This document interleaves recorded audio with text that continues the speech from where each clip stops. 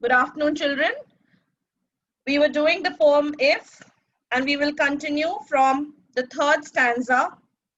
Today, we'll do the third and fourth stanza of the poem If. Let me read the third stanza first.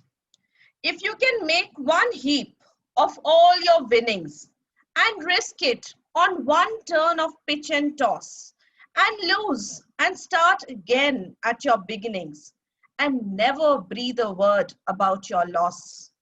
If you can force your heart and nerve and sinew to serve your turn long after they are gone, and so hold on when there is nothing in you except the will which says to them, hold on. So, in this stanza, the poet is saying in the first two lines, if you can make one heap of all your winnings, heap means a pile, a stack, placing something haphazardly one on top of the other. Winnings here refers to your life's achievements, and risk it on one turn of pitch and toss.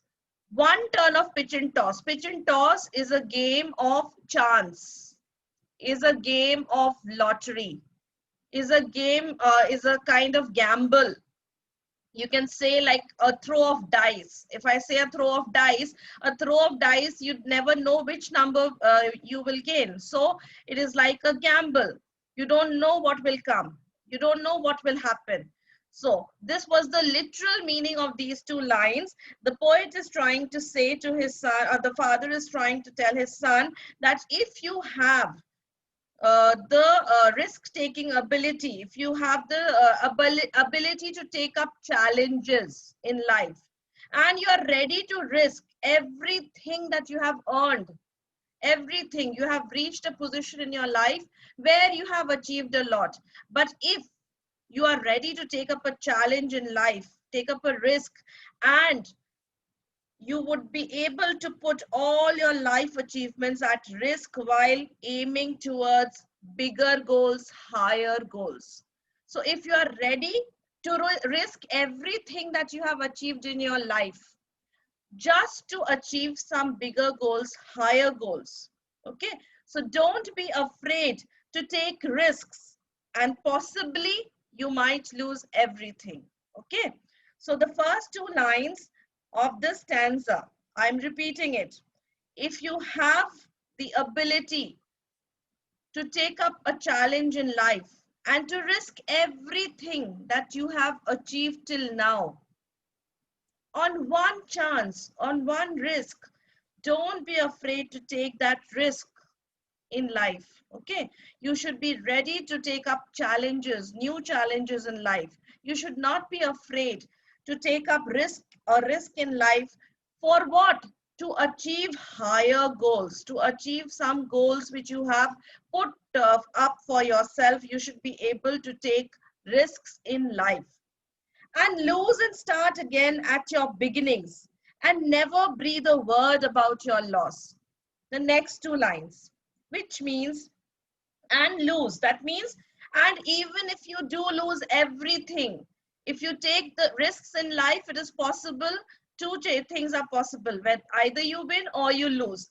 And if even if you lose everything, be courageous enough to start all over again from the beginning. See the third line, it means and lose. That means if you have the courage to put all your achievements, life's achievements at risk, and if you happen to lose everything while taking that risk, if you happen to lose everything you have gained till now, you should be courageous enough to stand up again and start all over again from the beginning without complaining or uttering a word about your loss to anyone.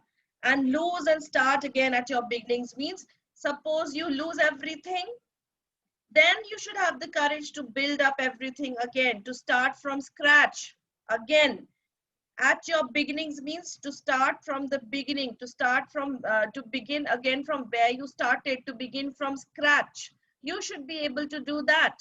And Never breathe a word. That means never utter a word or never complain to anyone about your loss, that you have lost everything. Oh, I took a chance.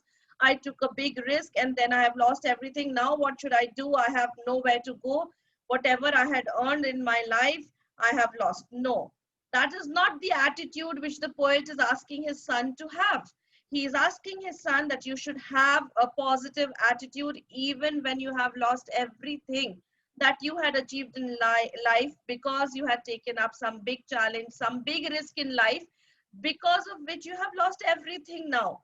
You should have the courage to again stand up on your feet and say, no, I will rebuild it. It is something again which this has been emphasized from the second stanza. Second stanza also, the poet has said something like this, that you should stoop and build everything up again with worn out tools. And here he is asking his son to take up risks in life, not be afraid of challenges. And even if he loses a challenge, he should have the courage to stand up and rebuild everything. And why should you not utter a word to anyone? Why should you not complain to anyone? Because you should not try to gain sympathy from anyone. Okay, you should not be a person who seeks sympathy, who looks to others for pity. No, you should be able to stand up again and start from the beginning, start from the scratch. So what are the two things, what are the things that you see that the poet is, which qualities is the poet talking about in these four lines of the third stanza? Risk-taking ability, ability to take risks. He's talking about that quality, and he's talking about the never give up attitude. Never give up attitude. To persevere, to keep on persevering means, perseverance is a quality which means that you have to continue to work hard. Perseverance he's talking about. He's talking about risk-taking ability. He's talking about never give up attitude. Now coming to the fifth line. If you can force your heart and nerve and sinew to serve your turn long after they are gone. First, the literal meaning I'll tell you. If you can force your heart and nerve and sinew. Heart and nerve and sinew is showing us that he's talking about our mental and physical abilities. Human beings think with their heart sometimes. We listen to our heart. Then nerve means my mind. Okay, I listen to my mind also sometimes. Mind sometimes takes over my heart. Sometimes my heart says do one thing and my mind says do another thing. Sinew refers to my physical ability of the body. Sinew, you can write down the meaning. The meaning of sinew is that tissue of the body which unites muscle and bone. That tissue of the body which unites muscle and bone. So therefore, sinew here refers to my physical capabilities, nerve refers to my mental capabilities, and heart refers to my emotions. Okay, if you can, if he's telling, the poet is telling the reader, or the father is telling the son, that if you are capable of having control over your heart, not only your heart but your other mental and physical faculties. Faculties means your abilities. To serve your turn, underline serve your turn, means to work for you, to work in your favor long after they are gone. Long after, they refers to these heart and nerve and sinew, means long after you have given up, your heart has given up, your mind has given up, your body is also giving up. It is saying that we cannot work anymore. But if you can force them, see the word force. The poet advises us to carry on even after the parts of our body stop functioning. They say that we are tired, we are exhausted, we cannot continue any longer. But the poet is saying, still, if you are able to force your heart, your mind, and your body to work in your favor long after they are tired, they have given up, they are exhausted. Okay, we should be able to build ourselves strong enough. This is the willpower. The poet is talking about the willpower. The quality, the virtue which the poet is talking about here is of willpower. when you are tired and exhausted and your body just feels that it can't continue any longer, use your mind and willpower to allow yourself to carry on. Your willpower should be such that you should still carry on when your mind and body is all exhausted. It does not want to carry on, but your willpower makes you go on. And so hold on when there is nothing in you except the will which says to them, hold on. That means these four lines are connected to each other. The meaning is connected to each other, that the poet is telling us, advising us that you should carry on. You should be able to force your mind and heart and body to work for you, to work in your favor long after they are tired. Long after they're tired. This is the meaning of the first, fourth, and fifth and sixth line. The poet is telling us that you should be able to force your body and heart and mind to carry on and work in your favor long after they are tired and exhausted.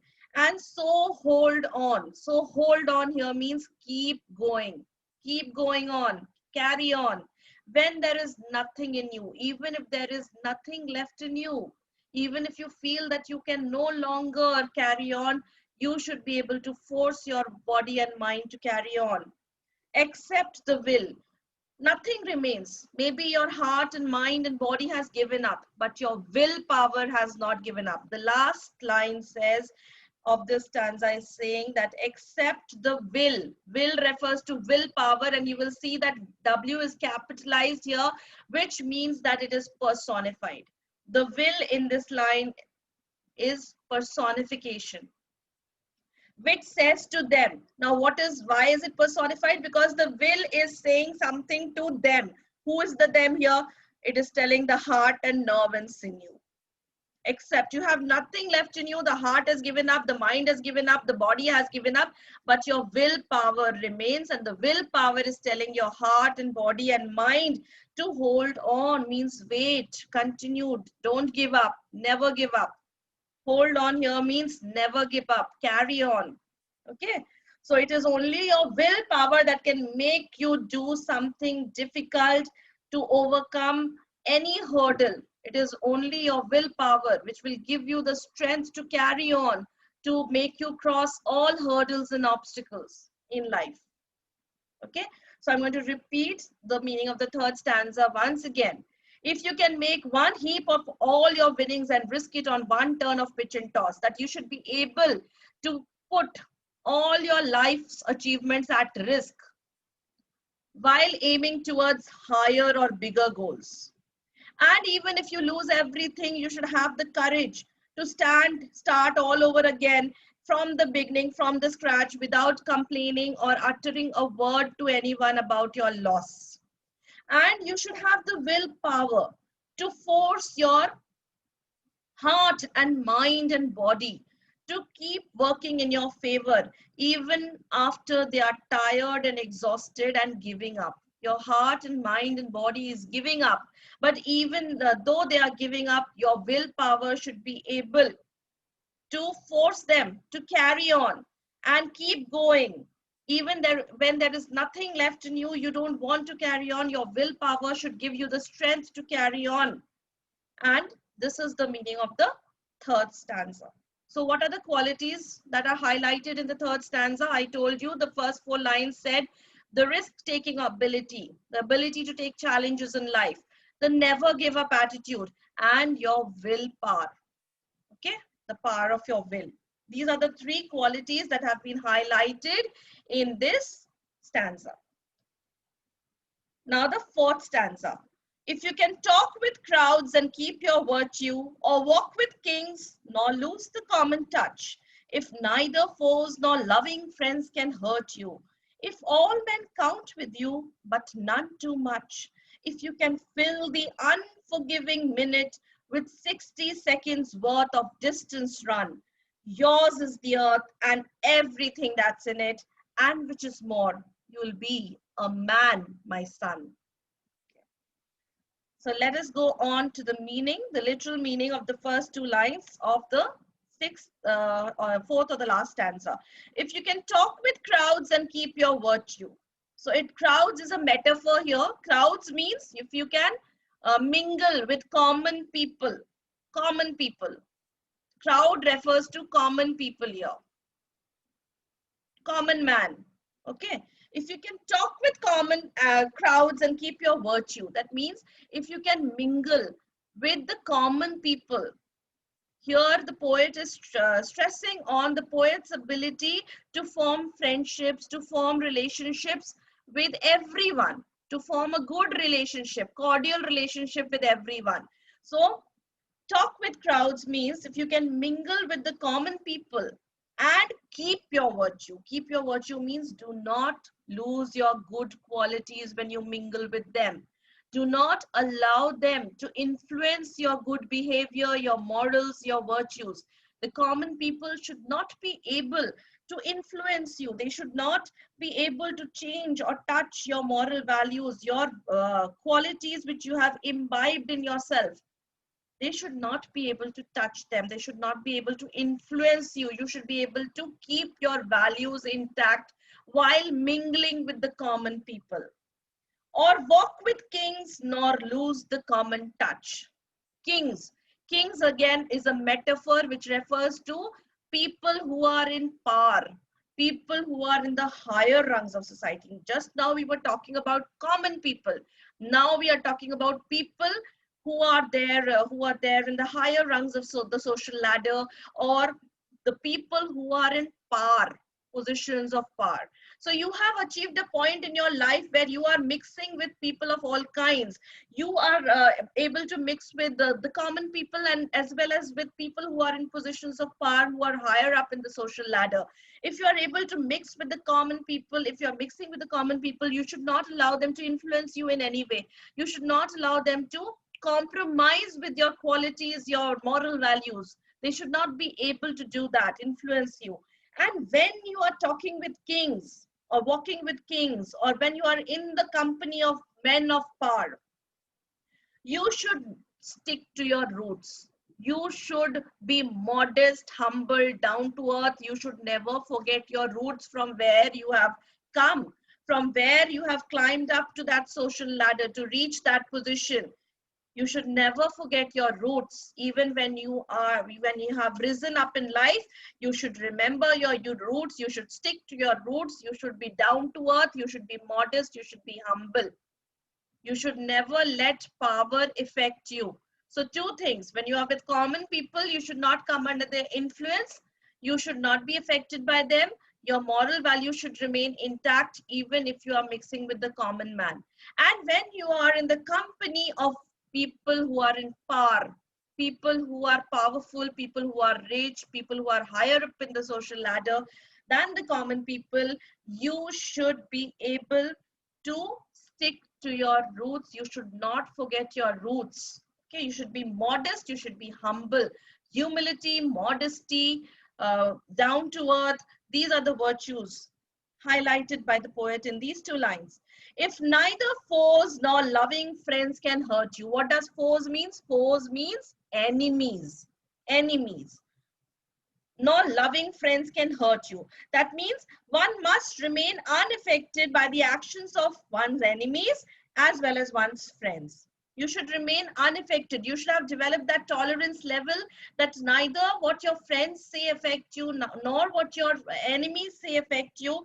And this here literally means that we should build ourselves, our relationships in such a way they should be so strong enough that mentally and physically neither my enemies nor my friends can hurt me.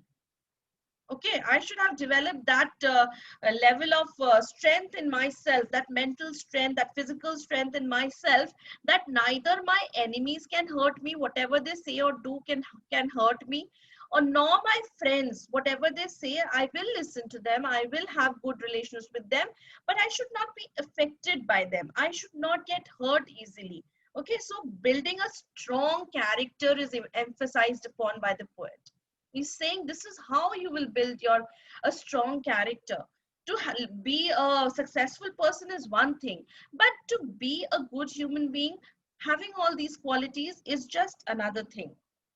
So if neither foes nor loving friends can hurt you means one must remain unaffected by the actions of one's friends or enemies. Okay, if all men count with you but none too much, if all men count with you means if you are giving equal importance, respect and regard to everyone around you.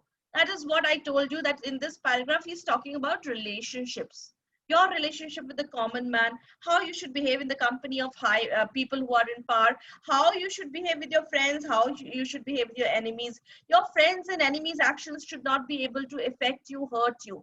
And you should treat all men equally with equal respect, regard. Okay, if all men count with you, that means you should be able to appreciate, respect and regard everyone around you, but none too much. But remember, at the same time, you should not idolize anyone to the extent that if you are idolized, you know the meaning of idolizing, that you make someone your idol and you follow him blindly. You should not follow anyone blindly in life, no matter how good a person is. Everyone, no man is perfect, everyone has vices. So it is not necessary that the person whom you idolize or have great regard for is a perfect person. Nobody is perfect. So do not follow anyone blindly, although give respect and regard to every person you meet, but at the same time, none too much. None too much means do not give too much importance to anyone in your life. Don't make anyone indispensable in your life. No one in your life should take up a position which is indispensable, that you cannot live without that person. You depend on that person so much that he is like you cannot live without that person. It should not be. Do not idolize or worship anyone. Okay, but none too much. So moving on to the fifth line. If you can fill, this is very, very important. The next two lines are very, very important. If you can fill the unforgiving minute with 60 seconds worth of distance run. So unforgiving minute. Now minute, you know, has 60 seconds. Okay, now he's talking about the importance of time. How important time is in your life. We all have a limited amount of time with us. We are not going to live endlessly. Everyone knows that man is mortal, man's life is going to end. So the poet is saying that if you can fill the unforgiving minute with 60 seconds worth of distance run, it means that time is very precious. A minute has 60 seconds, and time here is called unforgiving. Why? Because a person who wastes time, the time will not forgive it. Time waits for no one. Everyone knows time waits for no one. And time will never forgive a person who wastes time. That is why the minute is called unforgiving. Again, the minute here has been personified. This is a personification because it is saying that time is not, that minute is not going to forgive you. That single minute which has 60 seconds, make productive use of every single second in your life. Every single minute of your life should be filled with productive work. Do not waste your time. Do not remain idle. Otherwise, time never waits for anyone. And that minute is not going to forgive those people who waste their time. Okay. So this is the meaning of these two lines, which is very, very important. Minute has been personified here. An unforgiving minute, because minute, that means time, does not forgive those who waste it. Okay. Time will never forgive those who waste their time. You need to live every single minute of your life to the fullest. You should make productive use of every single minute of your life. You should squeeze the maximum productivity out of your life. Like you squeeze a lemon, the poet is saying that every minute of your life should be well utilized in doing something productive. Okay. So this is the meaning of these two, the fifth and sixth lines.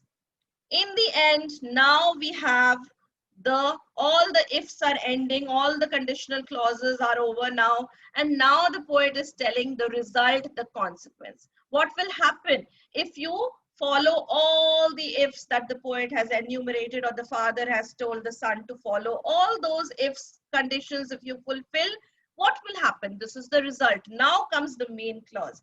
Yours is the earth and everything that's in it. That means yours is the earth. Means earth refers to the world.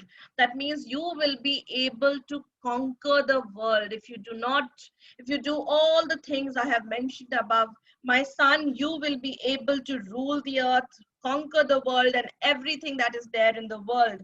You can be on top of the world. You will be on the top of the world if you follow everything that I have said. And which is more, you'll be a man, my son. Which is more means, what is more important in life? You will be a man. Man here means a perfect human being, an ideal human being. Okay, what is more important in life? The first line, if you notice, yours is the earth and everything that's in it.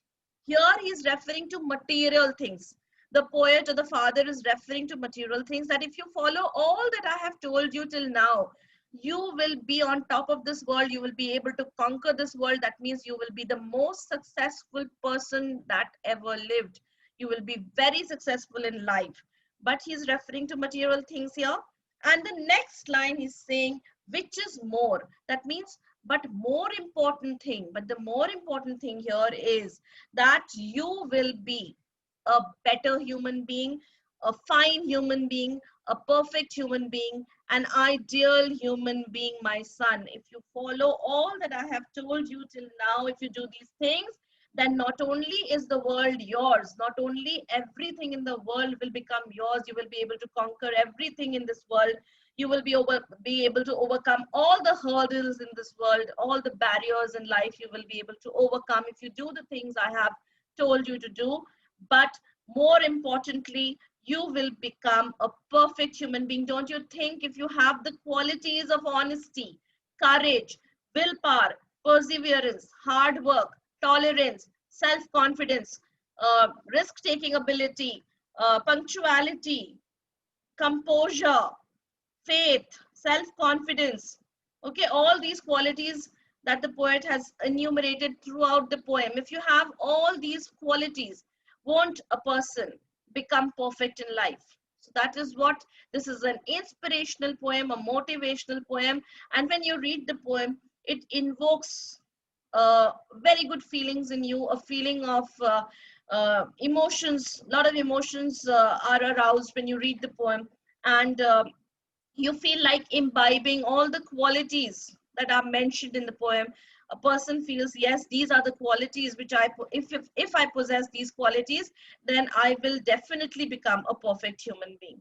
Okay, no one is perfect. We all have our flaws and vices in life, but the poem influences us, motivates us, and inspires us to become better human beings by imbibing the qualities which have been laid down through the medium of this poem, where the father is advising his son to do all these things which have been enumerated in these lines. And in the last stanza, as I told you, crowds is a metaphor. The word crowds is a metaphor for common people or the common man. Kings is a metaphor for people who are higher up in the social ladder or men in powerful positions. Then the unforgiving minute, I told you, it is a personification. Minute has been personified. How? Because it is said that time does not forgive those who waste it. Time never forgives those who waste it.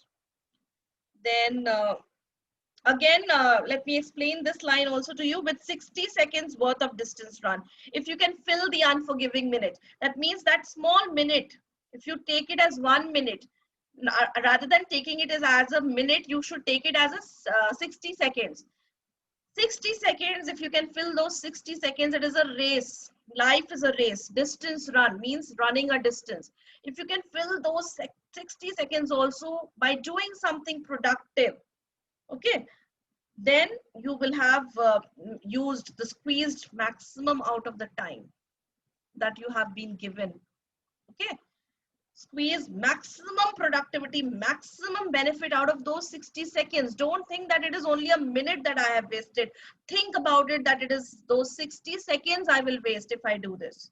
Okay, So this is what the poem is all about. I hope you liked the poem and enjoyed it and understood the meaning as well. Thank you so much.